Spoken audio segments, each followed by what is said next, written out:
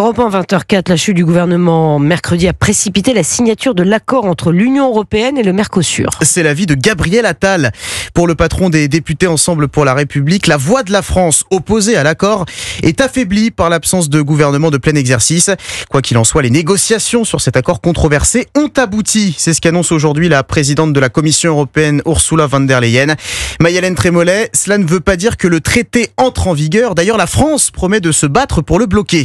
Ce n'est pas la fin de l'histoire, c'est la réaction officielle de l'Elysée face à la déclaration d'Ursula von der Leyen qui salue le début d'une nouvelle histoire.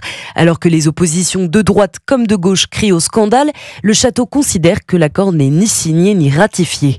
Des propos qui s'appuient sur la procédure prévue par la Commission européenne. Le traité de libre-échange doit en effet être présenté à tous les États membres pour qu'ils l'examinent de façon approfondie avant de donner ou non leur accord. En clair, selon l'Elysée, cette signature n'a aucun statut juridique et la France continuera à se battre aux côtés d'autres pays européens comme la Pologne ou l'Italie. Concrètement, 2 conditions doivent être réunies pour empêcher la ratification du texte. L'opposition d'au moins 4 pays représentant au minimum 35% de la population européenne. C'est ce qui s'appelle une minorité de blocage qui doit ensuite se traduire par un vote au Parlement européen. Mayalène Trémollet.